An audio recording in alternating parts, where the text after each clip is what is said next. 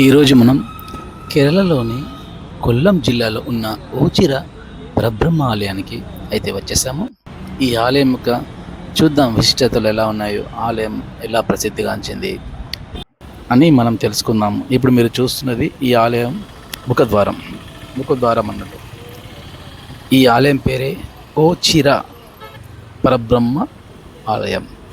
పరబ్రహ్మ అంటే ఇది శివాలయం. ఇక్కడ స్వయంభూగా శివుడు వెలిశాడట. ఈ ఆలయం చాలా పురాతనమైనది మరియు ఇది దక్షిణ కాశీగా ప్రసిద్ధి చెందింది. ఈ ఆలయం ఎలా ఉందంటే 3 రావి చెట్లు, పురాతనమైన రావి చెట్లు ఉంటాయి.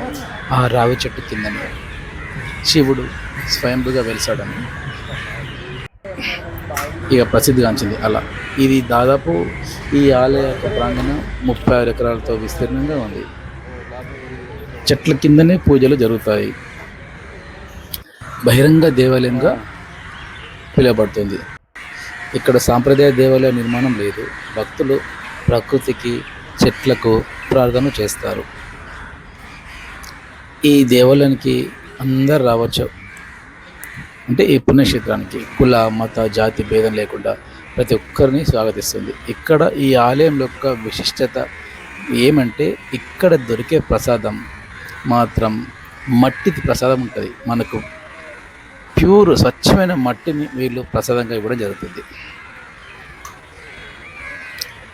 ఇక్కడ కెట్టు కబ్జా అంటే ఓనం లేదా ఇరుప తట్టం, ఓనం యొక్క 8వ రోజున ఏడుపు కాల అని పిలిచే భారీ ఎద్దుల దిష్టిబొమ్మల ఊరేంపు జరుపుతారట.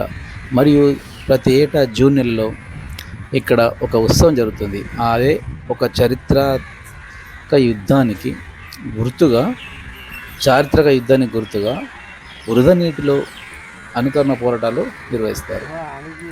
ఇక్కడ ప్రతిరోజు పేదవారికి ఉచితంగా అన్నదానం ఇవ్వబడుతుంది. చూడు, మనకు కనిపిస్తుంది, చూస్తున్నాం కదా, ఇదే ఈ రావి చెట్టు చుట్టూరుగా ఇలా గుడిని మనం శైలి ఉంది కదా, ఇదే. ఇక్కడ విగ్రహాలు లేవు, అందుకే ఇక్కడ అంటే స్వయంభూగా ఇక్కడ శివుడు వెలిసాడట. అందుకే ఈ చాలా ప్రసిద్ధమైంది ఈ ఓచిర అనే దేవాలయం. మేమైతే ఈరోజు దర్శించుకున్నాం, నేను నా మిత్రుడు మోహన్ కలిసి.